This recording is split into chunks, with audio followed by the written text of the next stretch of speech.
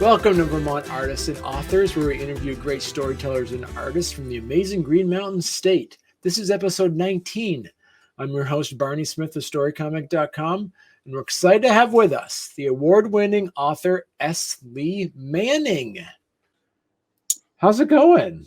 Going great. Great. Yeah, I just saw, looking at your website, so anybody interested, go to sleemanning.com. On there, you have pretty exciting. You have your author book, but you also have on here your award that you won for your first book. My first book. So there was a couple that you won then, right? Well, I was a finalist for Killer Nashville, which is actually probably the most prestigious. And then I was a finalist for another one, and then I won a different one, and then I had a lot of really good reviews. It's a trilogy, right? Is it? Well, it's an ongoing series. Okay. So I'm on the third now. Okay.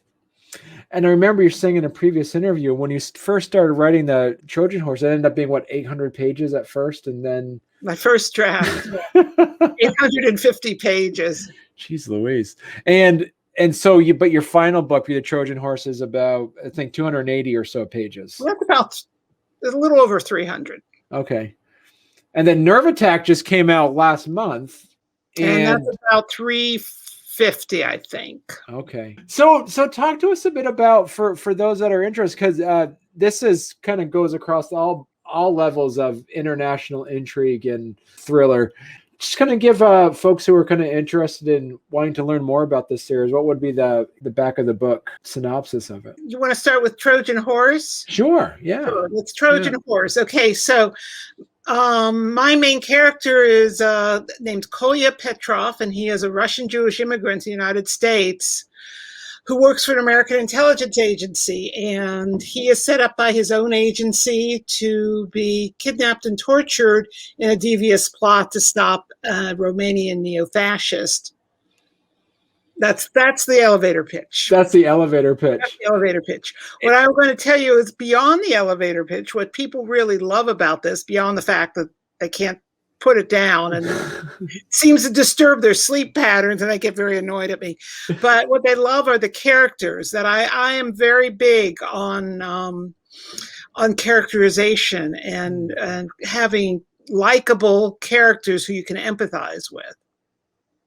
Did you come up with the story idea first, or did you have a character that you kind of you thought of first? It's like, okay, what can I do with this character? How did that process happen? Well, I think to be honest, if you want me to tell you the story of writing Trojan Horse, it was so long ago, I'm not sure I remember how I came up with it. So that 850 pages was written in about 2004. Right. And then I cut it in half, and then I cut it some more, and then I sent the first 50 pages out to Mystery Writers of America. At that point in New York, had a contest for unpublished authors, and whoever won the contest would be read by an agent. And I won. So I was read by an agent. She read the first 50 pages. She asked to read the rest of the book. Then she signed me, and I thought, oh, goody, I'm in. And then she couldn't sell it. But the problem was more, I got the great story, great characters. I'm up to my ass in spy thrillers. With that said, I remember you also said in a previous interview that, as I think you said lovingly, I made my friends read it. They said, one of them says, yeah, after the first 300 pages, I couldn't put the book down. And then your response was, well, I guess I got to fix the first 300 pages. Yeah, a lot of that went out.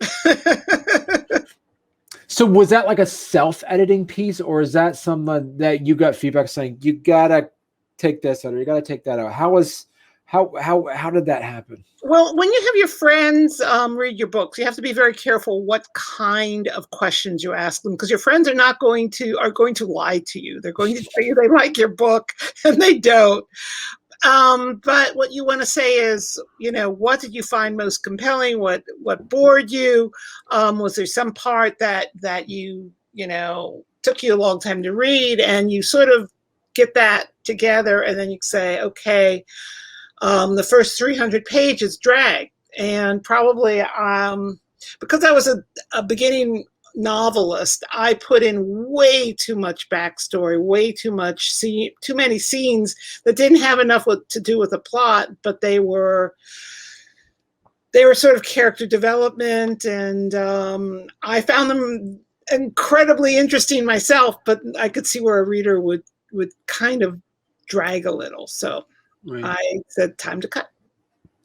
And so how hard was that decision to make, that you kind of had to do that? Were you able to say, what, maybe I can use this later because I kind of put so much I've still got the first draft somewhere. I thought it's hard. It's always hard. Even now when I write a new book, if I'm cutting scenes, I have like a document that says cut scenes, and I'll save them, and then maybe I can think maybe I'll use them another time, and usually I don't. So Nerve Attack, so that was your second book. Was this part of the Chop in Half, or was this completely new? Completely different. At the end of Trojan Horse, Kolya, who has suffered tremendously through the book but manages to survive, is fairly pissed off with his agency and quits. So I had to figure out for Nerve Attack how I'm going to get him back, and what I'm going to do to have a credible threat that he would have to address. And so I started to think, what would be something that he could address and no one else could address. So I started thinking about, well, what if his best friend, his childhood best friend, who he put in prison, and you find that out in the previous book, has a clue to something that is very dangerous, and he won't deal with anyone but Kolya. And I thought, okay, that's a start. Do you feel as though, as you say, your series is continuing, that you're with the backstory trying to always one up it a bit to make sure that there is that sense of tension and danger for your characters? What I find the big challenge for thrillers or mysteries in general is to get your protagonist into trouble and not have them appear like an idiot. I can't tell you how many times I've started reading a book and someone do something. I said, why are you doing this? What, are you stupid? and I was thinking, I can't, you have to have you have to get your protagonist into hot water, right? Because you have to put them in danger, but you have to do it in a way that they don't appear to be stupid. Right. And that I find is the biggest challenge. And so it means having that sometime, and you do have to have a fairly clever antagonist, but you have to have plausible reasons why your protagonist would take a risk. Do you have to kind of write backwards, create the solution to the problem, then create the problem in order to have your protagonist discover the problem because you already know what the solution is in advance? Yeah, it makes sense, but I don't do that. Oh no. So you like writing yourself into a situation for you to like also try to figure it out then too? Well, I do my method basically is I will basically do like a paragraph or two what the book is about. And then I tend to do this longhand because I can carry it around and go do it somewhere besides at my computer. And then I do the paragraph summary of what I think the book's going to be about. And then I'll do like maybe handwrite 10 pages, scene by scene, what I think should happen. And then I start writing it and it all goes out the window. Do you try to like fit in really good ideas you have into the story, or do you write as you're telling us, like, I don't know what I'm going to do. I'm just going to, let me go through my books of ideas here. How does that work for you? I usually have a pretty firm idea of what I'm trying to do in the book, when even though, the scenes will sometimes divert, but I know what I'm trying to do and the ideas I'm trying to get across. But But exactly how I'm going to do that, I don't know. I think part of the fun for me is hey, this kind of works. Do you get surprised by what your character does, or are you in control the whole time? There are times when I start to write a scene and it's not that he does something it's more like I can feel him like hitting me in the back of my head and saying, "Stop that, woman." No, I'm not going to do that. And I say, okay. You're a lawyer. You got one of the things that your point of pride is having to remove the death penalty in Jersey, correct? Back in 2007. I was chair of the New Jerseyans for Alternatives to the Death Penalty, and we helped abolish the death penalty in New Jersey. In fact, I wrote the first draft of the legislation. Because you had a successful career, what was the turning point for you to say, I think I'm going to start writing now? How was that? You have it backwards, actually. Oh, okay. Oh, you were a writer first. I was a writer first. I wanted to be a writer from the age of 5 years old. When I was 5, I read this book where the dog died, and I said, no one should ever have a dog die in a book. And so I said, I'm going to be a writer, and no dogs are going to die. But I loved books. I loved reading. That's how I spent all my time as a kid. And I started writing, and I won essay contests, and I always told people, I'm going to be a writer. I'm going to be a writer. When I went to University of Cincinnati in English. I went to University of Chicago, got a master's in English, went back to Cincinnati, took some jobs writing newsletters, won a short story contest. And then I said, okay, I'm going to New York to be a writer. I was pretty young. I was, in my early 20s.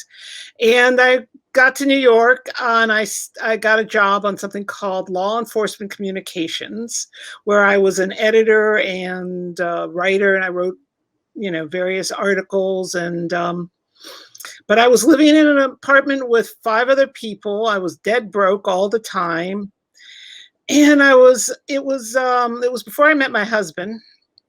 And I said, and I was sitting there thinking, I'm going to be 45 years old. I'm going to be single, dead broke, living with 5 people, and I don't like this. So I said, what other job would my skills, which happen to be verbal and writing, what else could I do that might make me a little bit more money? And I said, law school. Okay. So that's when I went into law. Okay. And I also, there's part of me that also liked the idea that I would have a certain amount of power to right some wrongs. Did it seem like an organic decision to go back into writing, or was there a definitive moment where you said, you know what, I think it's time for me to start writing my books again? Well, I wrote the first book I ever wrote was actually after my second child was born. I was home on maternity leave, and I decided to write a book. Now, it's a terrible book. It's never seen the light of day. Yeah, I remember you saying that before. Yeah. But I think I always assumed at some point I would go back. It's just, unfortunately, being a lawyer is such a time-consuming occupation that I just didn't have the ability to do it. There are some people who are lawyers and write. I can't do that. Couldn't do that. But but then there was, I think when I wrote Trojan Horse, the first draft, I was working part-time. So I wrote at the same time. Yeah. And what were some of the things that, I guess, how did your writing change pre-lawyer career and post-lawyer career? Was there anything that you learned in that career that you were able to grab a hold of and utilize in your writing, that you've seen that it had your writing improve? Well, I would say my research abilities are much better. I mean, it's more of a maturity and more, getting to know people. I'm not sure.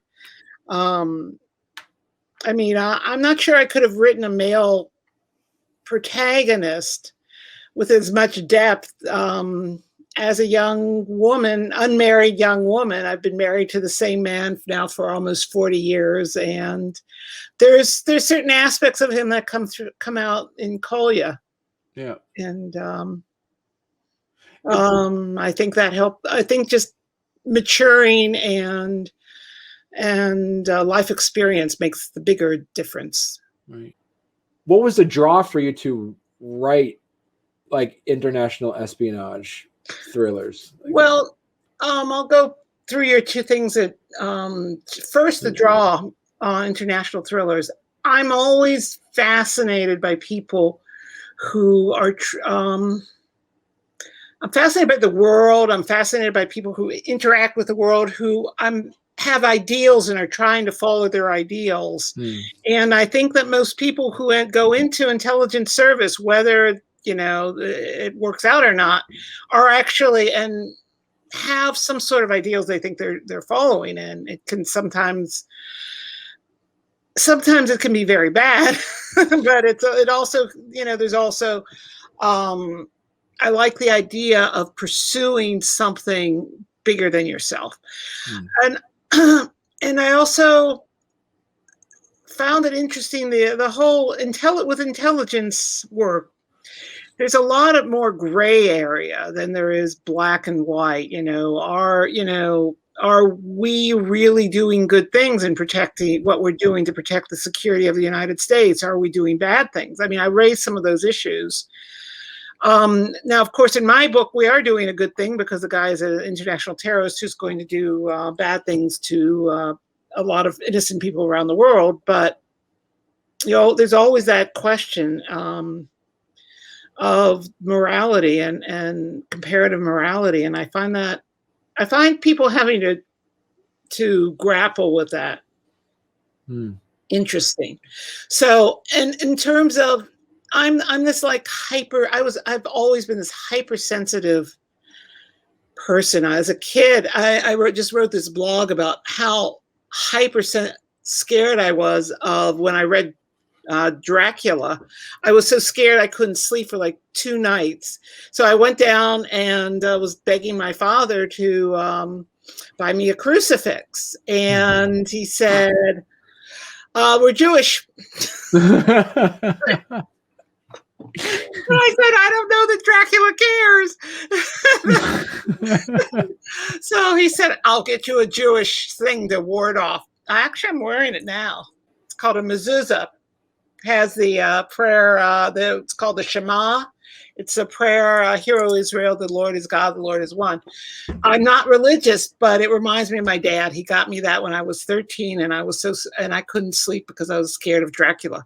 I got better as I got older, but I was always, if I watched, I could read violence more than I could watch it. If I watched it, it affected me badly, and I'd stay up and couldn't sleep.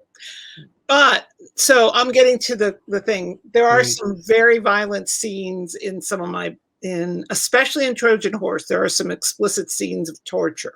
Right. And I actually chose to do that for a really deliberate reason. I chose to do it because I actually am extremely against torture. And I think that it's something that people can rationalize if they don't have to see it. And I think see what you think is you're doing. And I also wrote it because I don't think a lot about what Trojan Horse is about the Kolya's betrayal by the people he works for. And I don't think you understand or can feel the depth of betrayal if you don't actually see what's done to him. If it's just sort of off stage and someone says, "Oh yeah, he was tortured," it's not the same. It doesn't have the same impact. Right. And do you think, as you mentioned it, like it's for you, it's easier to read it than it is to watch it? Is that something that along the lines of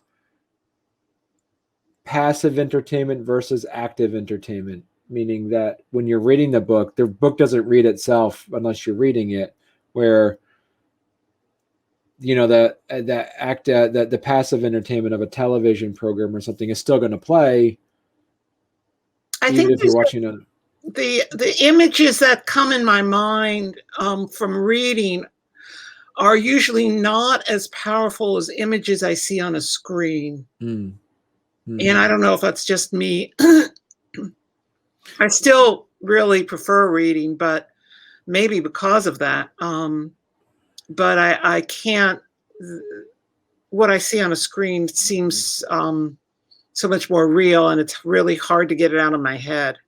And what would be some of your advice? And I remember you said one piece of advice that you said for budding authors is write what you want to read, because you're going to be proofreading it. You're going to be reading it over and over again. You're pretty good with this genre right now. Are you looking at other types of genres of literature that you have on your to-do list right now? Probably. I'm finishing the third Kolya book right now, which has to do with neo-Nazis in Germany. I'm considering doing a slightly different tact in the book after that. I'm considering Kolya's got a girlfriend, his fiance actually, is a fairly tough in her own right, and she's an attorney, and I was thinking of doing a more domestic thriller with her as the main protagonist, and he can play be her the second fiddle or whatever. Right. There's some point I had a couple ideas of books. I wanted to go explore where my dad spent World War II and do that just as but that's would be a nonfiction probably, and I'm going to have to wait until I feel comfortable going to Texas, which maybe never. Because you'd be doing some active research. Right. I wanted to go onto the scene and see what it's like, and it's so much easier now than in Bram Stoker's day, because we've got the internet. I mean, I can sit there and pull up, okay, what does this town look like? Right. And I can pull up pictures, and I can actually look up houses that are for sale and say, okay, I like this house, I'll put them in this house. Oh, because you can get pictures and kind of get an idea. Oh, yeah.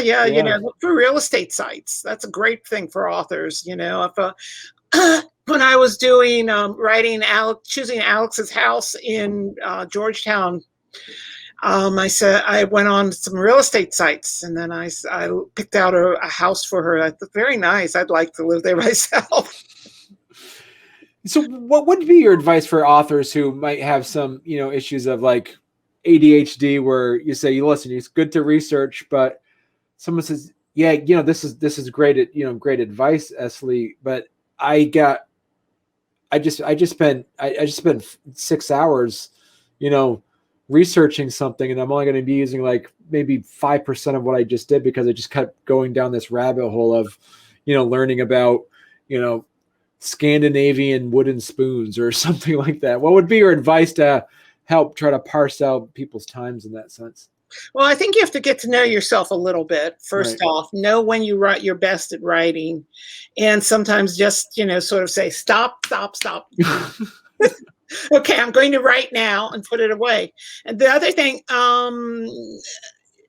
some people need to do that though. You need to sometimes go down the rabbit hole and then come back to it. And what I'm going to say right now is that what a writer needs to do is learn to forgive themselves. It's not a mathematical formula. Everyone writes in different ways. Everyone, you do what you have to do, but we're creating a different world. I mean, it's a very, actually, if you think it's really powerful, we're creating a universe. Right. And sometimes you take a little divergence while you're doing that, and you need to sometimes say, okay, I've done it enough, but I think forgiving yourself, because I think what happens is more likely is you spend 6 hours down the rabbit hole, and then people say, then you'll say, "Oh God, I'm a failure. I'm not doing what I'm supposed to do. I'm not writing." And then just say, "Okay, I did this. This is what I did today, and tomorrow I'm going to do something different. I'm going to write." What were some of those pieces of advice that other writers told you that you're like, that is gold, I'm going to write it on a sticky note and stick it right on my screen? Or do you have any of those pieces of advice that really I have just... a really weird piece of advice, though. Hey, get a chart for names. Get a chart for names. Make a chart. Okay. I'm reading someone's book now, and and they must have 20 people whose name starts with C, and I'm sitting there saying, okay, I know, which guy is this? Is it, is it this one, this one? You have to, if you have a lot of characters, you really have to get a chart, write down, and make sure you don't have too many people with the similar names, because your readers will go nuts. Oh, okay. That's a good piece of advice. Write down all the names. The other thing is try to simplify. Don't have too many characters. Try to. I mean, I write very complex books, and I tend to have a lot of characters, so I'm at fault. But if a character doesn't need a name, just describe, the old man who thinks the old man who was in the SS. He doesn't have to have a name necessarily. Right. And did you have to, like, another part of it too is like when you're talking about that chart, having like a brief description or like a personality stereotype or anything like that as well? Or well, this is another thing that is good to have is, and you can do it longhand. I like longhand, but do background studies of your main, at least your characters who play active roles. Who are they? Where do they come from? And keep it so that, if you do a series 5 books down the road, you don't have to go back and read all the books to figure out, okay, where did they go to college? Say, do a background study, a couple pages, who their parents are, they studied, what they studied, what their hobbies are, their best friends, all the stuff that you would think of for somebody you're describing. If you describe, and then you have it at hand, and you don't have to keep searching for it. What are some of the benefits of having your books take place in recognizable situations? Well, I just want to make one correction. Right. It's sort of real world, but it's an alternative real world, because I have a make-believe president and I have a make-believe senators, because I didn't want to deal with real political figures, especially since I wrote Trojan Horse. The last draft of Trojan Horse was when Trump was in office. Right. Although there is one real political figure who is mentioned in one of my books, which is when Kolya and Dmitry land in Burlington. Dmitry says, "Do you think we'll see Bernie Sanders?" But in terms of your question about writing real world versus fantasy or science fiction, you don't have to focus as much on description, on world creation. If that's what you really want to do, then that's what you should do. But I'm more interested in plot development and character development, and I'm not as interested. I mean, I have to, like, when I'm writing, I have to go say, okay, I have to describe where they are. Okay, damn it. You have to put in I'm not a big on descriptions, and I put it in because I have to. Right. But the heart for me is sort of the emotional impact, the characters' relationships, and then how that moves the plot. And I think it's either science fiction or fantasy, you do have to do a lot of world building, and that's I enjoy reading it. I mean, but it's not something I want to do. Right. And And so, with that said, because one of the benefits of also having it take place in a recognizable world, that you're able to not have to throw in a lot of adjectives. You say, that, you land the plane, or like, these are the kind of things where you don't have to overly explain systems and Right. sciences and stuff, right? Yeah, you don't have to have have explain exactly what it is that they're flying, or what it is they're landing on, or having a tree that talks come up to you or something like that. I was just listening to Lord of the Rings on audiobook last night. So So you didn't have to invent any new languages or any of that other no fun stuff. languages, no poetry. I like poetry too, but it's not in my books. Do you also, as we went online, you've also been doing some over the past year? Well, pre-COVID, you were diving into doing some stand-up. Do you find yourself wanting to add some humor to the story as people are reading it, and is that important? Well, I think I always liked the sort of tradition of having witty dialogue in even serious situations. And I like to think Kolya is kind of a witty guy, and he gets himself in trouble sometimes for it. There's some point where he's, I'll give you an example. He isn't allowed, even though he's quit the intelligence world, he's not allowed to tell anyone that he used to be an intelligence operative. Right. So there's some point where there's some house invaders and he kills them. And it's a long story, but the police show up and he can't tell them. He says, well, I used to work for the IRS. And they say, well, how'd you get so good at killing people when you work for the IRS? He says, YouTube. So I always try to put a little bit of wit, I think, into my dialogue.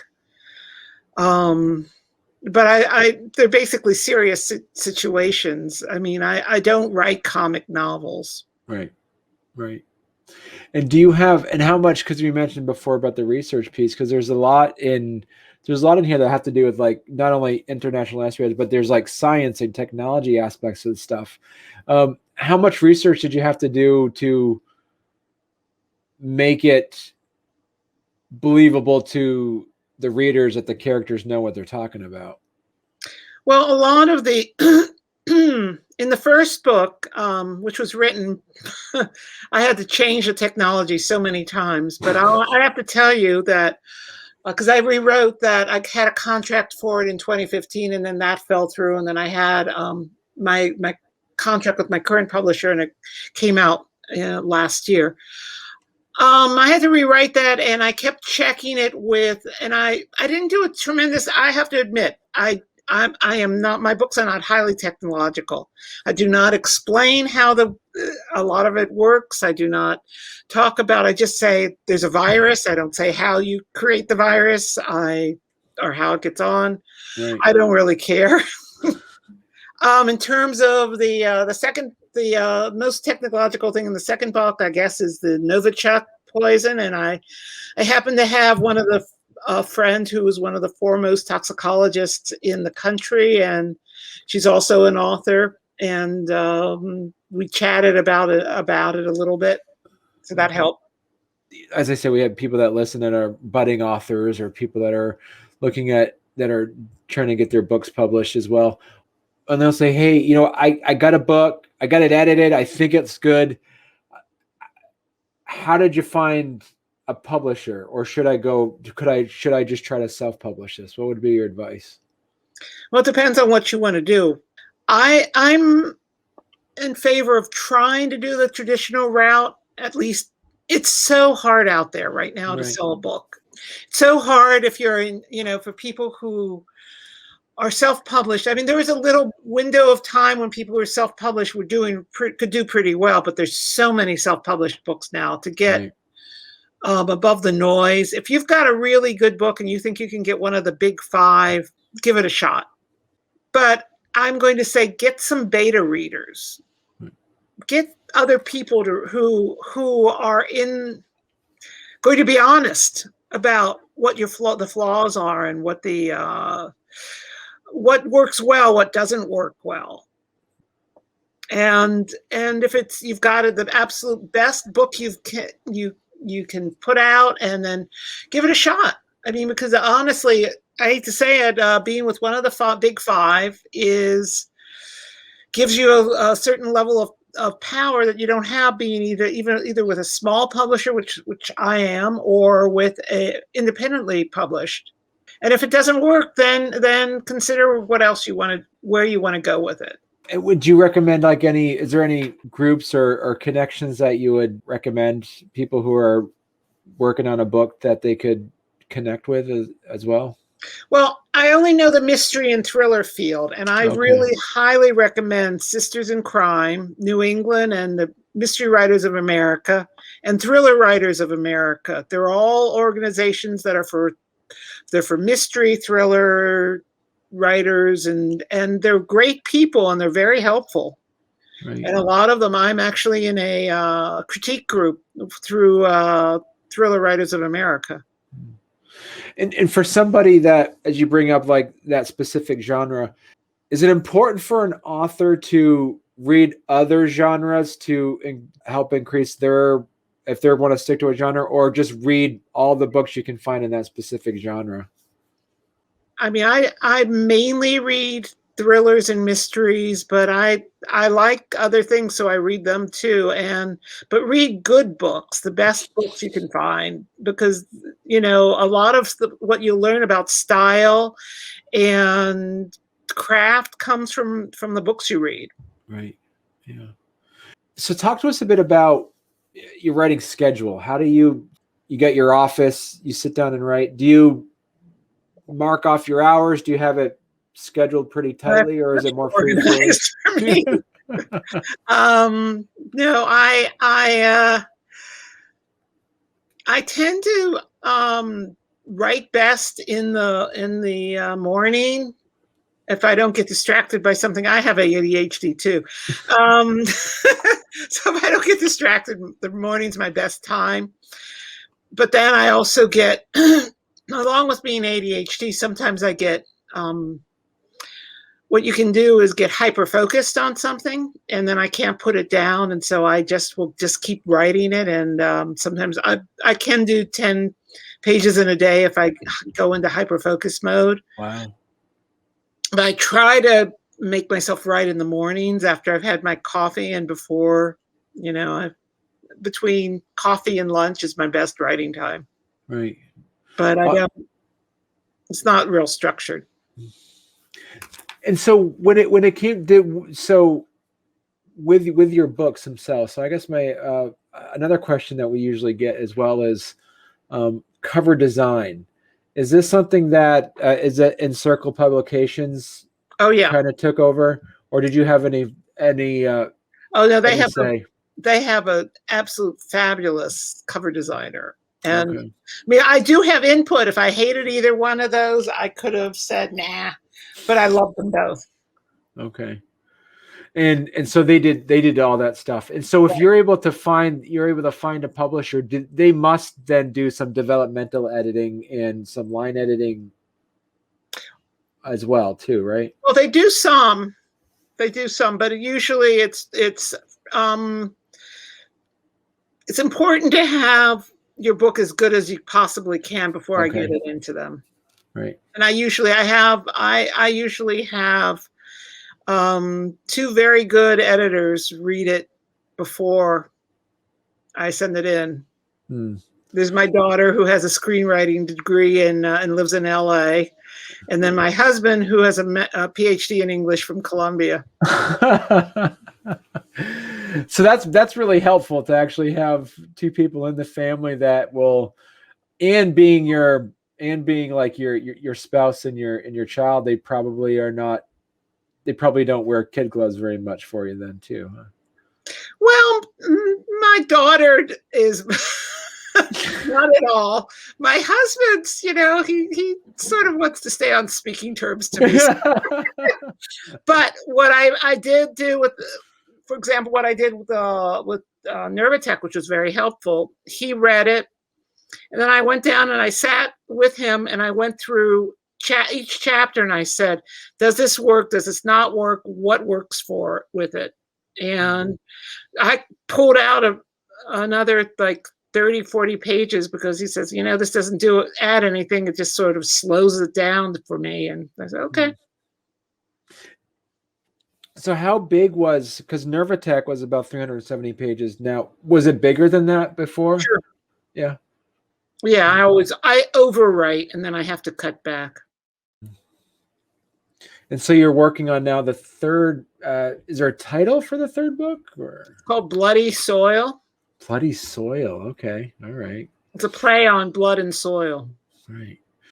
And people really are eating up your series, which must be heartening for you to keep writing the storylines. Well, I mean, it's one of the things that really helps keep me going is that people telling me how much they love my characters and how much they love the series.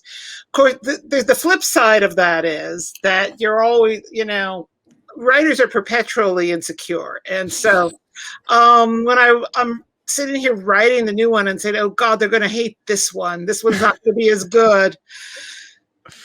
And I'm hoping it will be, but that's, I did that with Nerve Attack too. I was saying, oh, it's not going to be as good as Trojan Horse. They're all going to be disappointed.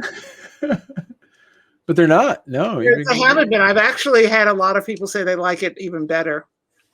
Well, thank you very much. This has been a genuine pleasure, and you're able to throw out some great ideas and being able to give some pretty good advice, and I'm sure all of our international thriller fans are going to be excited to pick up the book now. So, thank you for having me. This has been a lot of fun. All right, thank you.